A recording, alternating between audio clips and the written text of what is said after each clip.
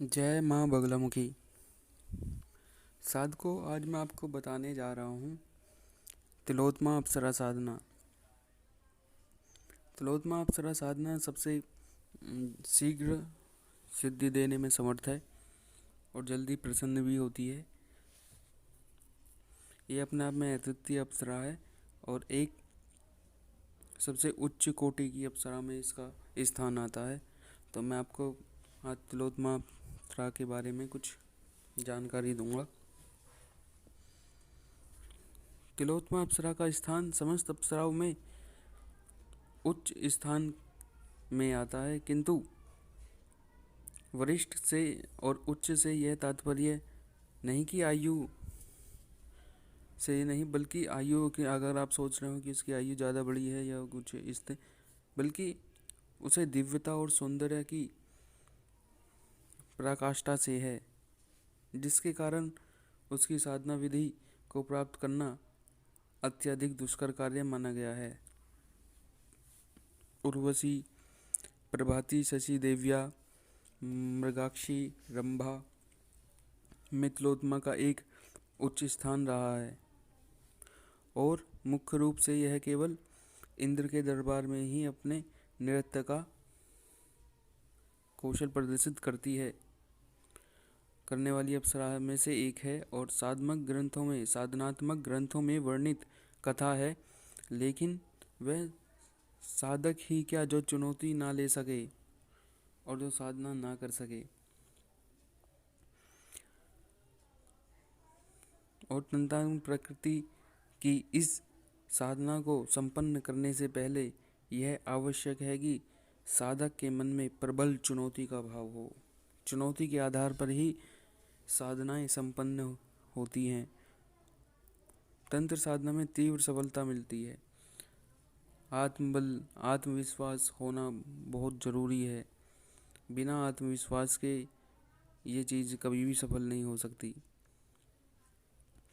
यह प्रयोग को संपन्न करने के इच्छुक साधक के लिए आवश्यक है कि वह उसके पास ताम्रपात्र पर अंकित तिलोत्तमा अप्सरा यंत्र और स्फटिक की माला हो। यूँ तो स्फटिक की माला सारी अप्सराओं की साधना में स्फटिक की माला ही चलती है।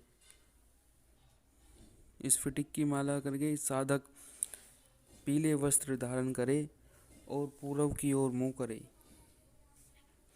पूर्व की ओर मुँह करके उस यंत्र के ऊपर केसर से तिलक लगाए और नीचे पुष्प चढ़ाए और फिर स्फटिक की माला से निम्न मंत्र का जाप करें। मैं मंत्र आपको बता रहा हूँ, काफ़ी छोटा मंत्र है, आप टाइम नहीं लगेगा ज़्यादा करने में। ये 41 दिन की साधना है जो कि मैंने खुद ही करी हुई है। 41 दिन की साधना के अंदर आपको 51 माला रोज जाप करना है। मंत्र है ओम श्रीम तिलोत्तमे आगच्छ आगच्छ स्वाहा। मंत्र जाप के बाद यथासंभव यदि साधना सामग्री को अतिशीघ्र आपको किसी नदी या तालाब के अंदर विसर्जित कर देनी है और अपनी अनुभूति केवल गुरुदेव के सामने ही, अपने गुरुदेव के सामने प्रत्यक्ष रूप से अथवा अप्रत्यक्ष रूप से उनके माध्यम में ही आपको उन्हें बतानी है। अन्यथा आपको किसी को नहीं बतानी है, या आपके दोस्त हो या कोई भी हो, या घर में हो या भाई हो या बहन हो या माता हो या पिता हो।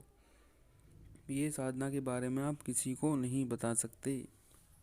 अगर आप साधना के बारे में किसी को बताएंगे तो अगर जो आप सिद्धि कर रहे हैं वो कभी नहीं होगी। आपको ये पूरी तरह गोपनीय रखनी पड़ेगी, तभी ये साधना सफल हो सकती है। इस साधना को अपने इष्ट के सिवाय या फिर अपने गुरुदेव के सिवाय किसी को ना बताएं। इसके प्रभाव में न्यूनती आती है बहुत ज़्यादा। यदि साधक चाहे तो आगे भी इस मंत्र का जब सिद्धि हो जाए तो एक माला का जाप नित्य प्रति वो संपन्न कर सकता है, या फिर हर महीने की पूर्णिमा तिथि में जाप कर सकता है एक माला का, या जब तिलोत्तमा को उन्हें बुलाना हो तो एक माला का मंत्र का जाप करें, और वो प्रत्यक्ष और अप्रत्यक्ष रूप से सामने उपस्थित होती ही है। इसमें सिद्धि का स्थायित्व प्राप्त होता है और पौरुष प्राप्ति एवं पूर्ण गृहस्थ सुख की अनुपम साधना है। साधना ग्रंथों में जो भी तिलोत्तमा अप्सरा के बारे में कुछ मिलता है, उसके अनुसार वो 16 साल की एक सुंदर सौंदर्य की सामग्री है, और उसका सारा शरीर एकदम कमल के से भी नाजुक और गुलाब की से भी ज़्यादा सुंदर है। दूध की तरह उसका पूरा शरीर चमकता रहता, और शरीर में धीमी धीमी खुशबू आती रहती है, जो उसकी बहन होने का उपस्थिति दर्ज कराती है, या पता चलता है कि हाँ हमारे पास अप्सरा है। और अप्सरा की साधना में साधक अपने कपड़ों पे इत्र जरूर छिड़के, और साथ में अपने इष्ट जो भी है जिसकी वो साधना कर रहा है, तिलोत्तमा अप्सरा की और उर्वशी की, उसके वस्त्रों पे या फिर उसके यंत्र पे वो इत्र छिड़के। इसमें गुलाब का इत्र या फिर चमेली का इत्र लगेगा। इससे शरीर का कायाकल्प हो जाता है। वह पुरुष की दृष्टि में अत्यंत प्रभावशाली व्यक्ति बन जाता है, और तिलोत्तमा अप्सरा को विविध उपहार देने का भी शौक है। जो इस पुरुष इसके संपर्क में आता है,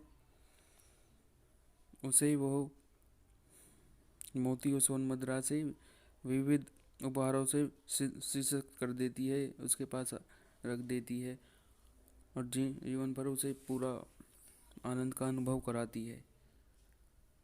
तो करिए आप भी ये साधना, एक बार आप इसका अनुभव लीजिए। जय माँ बगलामुखी।